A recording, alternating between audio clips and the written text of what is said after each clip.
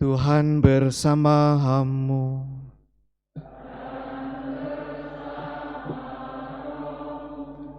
Inilah Injil suci menurut Matius.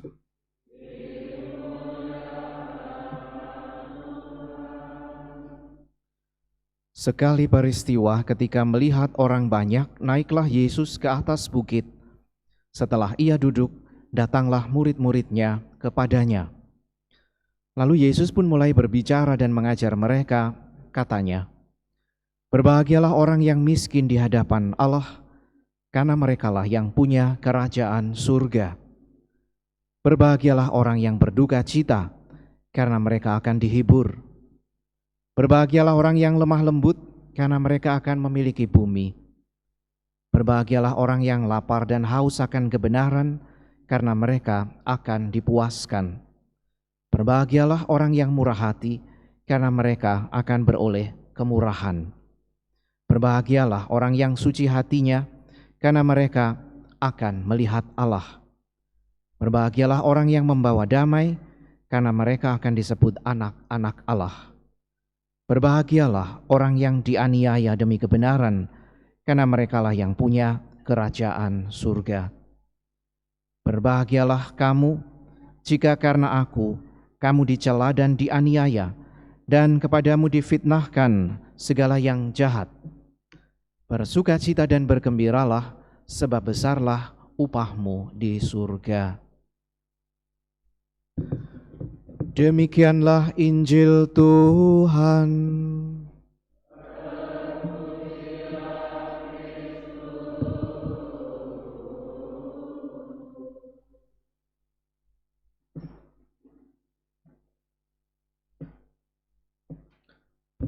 Saudara sekalian yang terkasih, beberapa puluh tahun yang lalu, karena lebih dari 20 tahun yang lalu, saya berjumpa dengan seorang pemuda yang baru saja selesai kuliah dan kemudian mendapatkan pekerjaan di sebuah perusahaan asing yang kalau dihitung ukuran gajinya pada masa itu lumayan besar. Dia bekerja di perusahaan itu beberapa saat lamanya dan kemudian memutuskan untuk keluar dan memilih kemudian untuk menjadi seorang pengajar di sebuah universitas di Yogyakarta. Lalu saya tanya, "Ndak eman melepas pekerjaan yang diidam-idamkan banyak orang dengan gaji yang lumayan besar dan kemudian melepas itu untuk menjadi pengajar dengan bayaran yang jauh di bawahnya?" Lalu dia mengatakan, "Saya lebih bahagia begini, Romo." Frater, saya waktu itu masih frater. "Saya lebih bahagia begini, frater." Itu pilihannya. Dan sampai sekarang lalu dia tetap mengajar di universitas itu. Saudara sekalian yang terkasih, kebahagiaan itu untuk masing-masing orang berbeda-beda. Ada orang yang bahagia karena mungkin ketika bekerja bayarannya besar. Lain orang berbahagia karena pekerjaannya itu bisa menjadi ekspresi pribadinya, meskipun mungkin secara ekonomis bayarannya tidak besar. Dan itu mungkin yang dipilih oleh seorang pemuda yang saya jumpai tadi. Dia memilih bekerja rutin sebagai pengajar dengan bayaran yang cukuplah, tidak besar seperti pekerjaannya yang pertama, tetapi membuat dia bahagia. Dan ketika memang saya tanya kenapa dia memutuskan itu, karena di pekerjaannya yang lama dia sering menerima uang yang tidak jelas ini dari mana. Pokoknya dia diberi, entah istilahnya bonus, entah istilahnya karena target terpenuhi, tetapi ketika ditanya ini uang apa, selalu tidak ada jawaban yang jelas. Dia tidak tenang dengan itu. Maka lalu dia memilih resign dan memilih pekerjaan yang baru sebagai pengajar itu tadi. Lain orang mungkin kebahagiaannya juga macam-macam. Ada orang yang kebahagiaannya sederhana. Bisa main lato-lato itu sudah mungkin ada banyak orang yang bahagia. Anda dengar di luar tak-tek. Tapi mungkin bagi orang yang lain suara lato-lato itu mengganggu. Ya, bagi orang yang jantungan ini jadi gangguan. Tapi bagi yang lain mungkin kebahagiaan. Pendek kata saudara sekalian yang terkasih, bahagia itu untuk ukuran dunia ternyata sumbernya bisa macam-macam. Dan orang selama hidup di dunia juga bisa menganggap sumber kebahagiaan itu macam-macam dan mengusahakannya dengan cara yang macam-macam pula. Hari ini di dalam bacaan Injil kita mendengarkan sabda bahagia. Dalam permulaan Injil Matius, di awal khotbahnya di bukit, Yesus menyampaikan sabda bahagia. Ada 9 tadi yang disebut Yesus sebagai kebahagiaan. Berbahagialah tadi dia katakan. Nah saudara sekalian yang terkasih, memang apa yang dikatakan oleh Yesus kalau kita renung-renungkan, kita pikirkan, kita bandingkan dengan pengalaman hidup harian kita, tampaknya memang lain. Ketika banyak orang mengejar kebahagiaan di atas misalnya materi, Yesus justru mengatakan berbahagialah orang yang miskin di hadapan Allah. Dengan kata lain, bukan kekayaan yang mendatangkan kebahagiaan bagi Yesus, tapi kesederhanaan di hadapan Tuhan. Ketika banyak orang merasa bahwa kuasa, otoritas itu yang membahagiakan, Yesus justru mengatakan berbahagialah orang yang lemah lembut dan berduka cita. Ketika banyak orang menganggap bahwa tertawa itu sumber kebahagiaan. Ketika banyak orang merasa bahwa kebahagiaan itu adalah ketika kita bisa mendapatkan sesuatu untuk diri sendiri, Yesus justru mengatakan berbahagialah orang yang murah hati. Ketika banyak orang merasa bahwa misalnya bisa memiliki otoritas atas orang lain, bahkan dengan cara-cara kekerasan atas nama kuasa, Yesus justru mengatakan berbahagialah orang yang membawa damai. Berbahagialah orang yang bahkan tadi lemah lembut hatinya atau suci hatinya. Dan ketika tidak sedikit orang menghindari kesulitan, menghindari celaan dan aniaya karena kebenaran, Yesus justru mengatakan berbahagialah orang yang dicela dan dianiaya bahkan difitnah karena namaku. Saudara sekalian yang terkasih, lalu bagaimana? Kita mau ikut siapa? Mau ikut ukuran dunia yang seringkali memang menyesatkan kita, atau mau ikut Yesus? Kalau mau ikut Yesus, ya ini tadi yang dikatakan oleh Yesus. Yesus tidak memberikan tips. Yesus menyodorkan fakta. Artinya, sungguh kalau orang hidup seturut apa yang dikatakan Yesus ini tadi, faktanya terjadi. Dan banyak orang sudah mengalami ini. Maka para santo santa itu sebelum dikatakan sebagai santo atau santa, mereka disebut sebagai beato atau beata, artinya yang berbahagia. Meskipun mungkin sepanjang hidupnya kalau dilihat orang soro kayak begitu kok disebut bahagia. Tidak sedikit kan yang santo santa, para martir atau siapapun juga yang kemudian kita panggil dan kita pakai namanya sekarang sebagai pelindung kita. Itu hidupnya susah sebagai seorang Kristiani. Tidak sedikit dari mereka yang amat miskin, yang dianiaya, yang mungkin juga mengalami fitnah dan celaan sepanjang hidupnya, bahkan mati muda sebagai martir. Tapi mereka disebut yang berbahagia, dan bahkan kemudian para kudus di surga. Saudara sekalian yang terkasih, memang kalau kita menjadi orang Kristiani, akhirnya ukuran kebahagiaan seperti yang dikatakan oleh Yesus, itu bukan ukuran dunia. Yang dikatakan Yesus adalah fakta. Sementara ukuran dunia itu semata-mata sementara sifatnya. Ada orang yang misalnya mengejar kebahagiaan pada kekayaan dan lalu menjadi amat kaya. Tapi tidak sedikit juga yang meskipun kaya ternyata kalau ditanya apakah bahagia, tidak. Selalu ada kegelisahan, mungkin masih ada kekhawatiran ini dan itu. Ada orang yang mengejar kebahagiaan misalnya pada pasangan hidup yang cantik atau cakep, dan setelah mendapatkan itu apakah bahagia? Ditanya setelah 5 tahun kok rasanya tidak menemukan kebahagiaan, Romo. Karena ukurannya berubah. Cakep, cantik, Romo, tapi cerewet misalnya. Ada orang yang mungkin juga mengejar kebahagiaan pada pekerjaan. Dapat posisi yang bagus, semua orang juga menginginkan itu, tapi ketika ditanya bahagia, penghasilannya besar tapi tidak bahagia, Romo, karena ada ini, ada tuntutan ini dan seterusnya.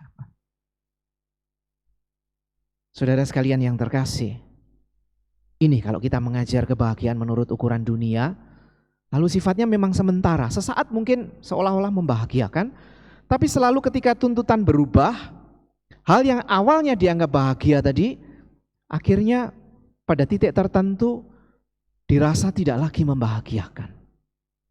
Kan memang itulah sifat dunia, sementara. Tapi apa yang dikatakan oleh Yesus ini bukan sesuatu yang sementara. Yang dikatakan Yesus adalah fakta yang sifatnya berlaku baik di sini maupun nanti di surga. Maka tadi di akhir Injil dia katakan upahmu besar di surga. Jadi bukan hanya soal nanti, tapi sudah dimulai sekarang kebahagiaannya. Maka secara Kristiani seperti dikatakan oleh Yesus, kebahagiaan itu tidak lain adalah ketika orang berjumpa dengan Tuhan apapun situasinya. Jadi mau kaya, mau miskin, mau pekerjaan bayaran besar, kecil, mau hidupnya itu secara dunia mungkin berkelimpahan atau berkekurangan, dapat pasangan yang jelek atau cantik, entah konflik, entah dalam situasi damai, kebahagiaan itu selalu bisa didapatkan kalau orang berjumpa dengan Tuhan dalam setiap situasi itu. Maka kalau bekerja, bekerjalah dengan baik, dengan jujur, dengan adil, meskipun godaannya banyak, orang bahagia. Meskipun mungkin dikatakan, wah kamu sok-sokan bekerja baik ya, oleh rekan-rekan kerjanya. Tapi tenang, karena bekerja dengan jujur, tidak diombang-ambingkan oleh godaan. Berkeluarga sama saja. Mungkin banyak orang komentar, wah istrimu atau suamimu kok begini atau begitu. Tapi tetap bahagia, karena menemukan di dalam diri pasangannya Tuhan, kehadiran Tuhan di dalam diri pasangan. Mau konflik, mau dalam situasi damai, tapi menganggap Tuhan hadir di situ dan menjadi kesempatan untuk memurnikan motivasi hidup berkeluarga misalnya. Tetap membahagiakan meskipun keluarga itu jatuh, bangkit, jatuh, bangkit, naik dan turun. Dalam relasi dengan orang juga begitu. Mau berteman dengan siapapun, mungkin hari ini banyak temannya, kali lain mungkin ditinggalkan karena tidak cocok ini dan itu, tapi tetap bahagia karena ukurannya bukan soal banyak atau tidak, tetapi tetap menemukan Tuhan, entah didatangi atau dijauhi orang. Saudara sekalian yang terkasih, maka ternyata kebahagiaan bagi seorang Kristiani kuncinya adalah apakah di dalam setiap peristiwa kehidupan kita mau berjumpa dengan Tuhan atau tidak. Karena yang namanya pengalaman dunia itu pasti segala macam pernik-perniknya bisa kita alami.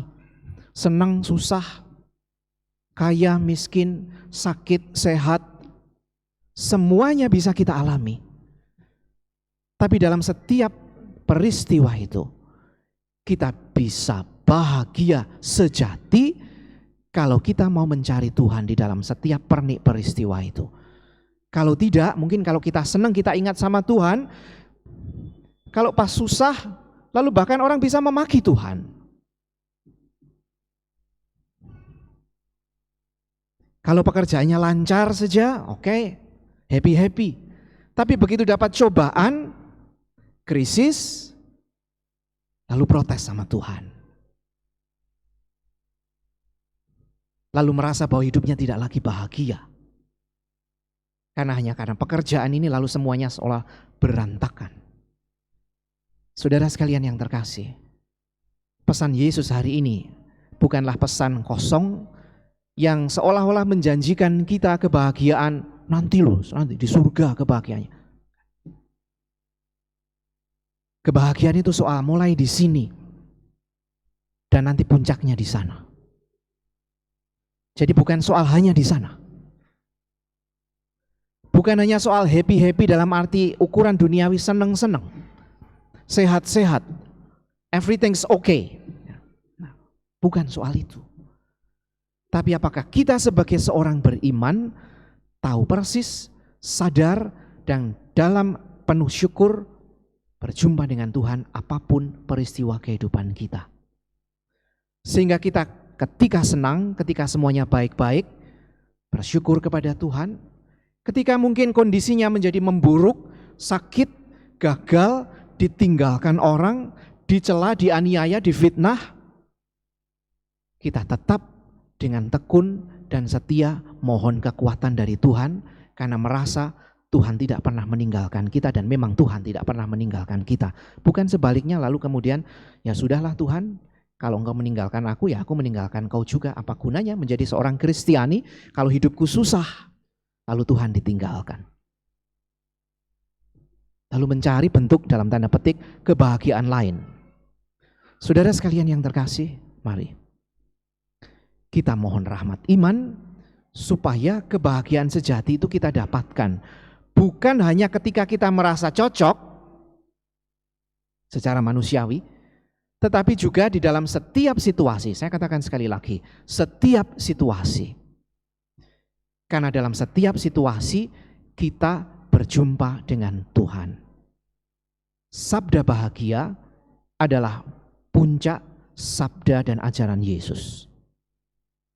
Dan itu artinya kita diajak untuk melihat hidup Yesus sendiri yang ternyata kalau kita lihat dengan lebih teliti, hidupnya secara manusiawi tidak happy-happy saja dalam arti menyenangkan saja. Sejak kecil dia lahir di tengah keluarga tapi juga tidak happy-happy saja. Diusir, tidak diterima, dilahir di sini tidak boleh, masih di kandang. Belum genap setahun sudah harus mengungsi karena dikejar-kejar. Demikian juga nanti di dalam masa awal karyanya, dicari banyak orang, tetapi juga pada waktu yang sama kemudian difitnah, bahkan kemudian disalibkan. Yesus yang menjadi orientasi hidup kita, dan hidupnya tidak happy-happy saja, happy-happy dalam arti ukuran dunia ya. Maka kalau Yesus mengatakan berbahagialah orang yang begini dan begitu seperti tadi kita dengarkan, bukan janji kosong. Karena dia sendiri ambil itu sebagai jalan hidupnya. Dan dia tunjukkan kebahagiaan sejati itu sampai akhirnya kita bisa mengimani dia dan percaya kepadanya. Kalau tidak, apa gunanya kita berkumpul dan mengaku diri sebagai orang Kristiani? Itu bedanya. Kalau kita mau ikut ukuran dunia, mungkin saat-saat tertentu kita mau ikut Tuhan, tapi saat-saat lain kita meninggalkan Tuhan. Tapi kalau kita mau ikut ukuran Yesus, apapun situasinya, apapun kejadiannya dalam hidup kita, kita akan tetap setia kepadanya. Dan kita disebut sebagai yang berbahagia. Bukan menurut ukuran dunia, tetapi menurut ukuran Tuhan. Semoga saudara sekalian yang terkasih, kebahagiaan kita semakin dimurnikan sehingga kita sungguh berjumpa dengan Tuhan, sumber kebahagiaan kita. Pemenuhan kebahagiaan kita hanya pada Tuhan, bukan pada hal yang lain. Dan Tuhan memberikan banyak hal kepada kita sebagai sarana untuk sampai kepadanya. Semoga kita tidak berhenti pada sarananya, tetapi kita sampai kepada Tuhan sendiri. Entah kekayaan, entah pekerjaan, entah kesehatan, entah keluarga, entah apapun juga, itu semua menghantar kita pada Tuhan. Semoga kita tidak berhenti pada yang menghantar, tetapi kita sampai kepada Tuhan sendiri sebagai sumber kebahagiaan kita.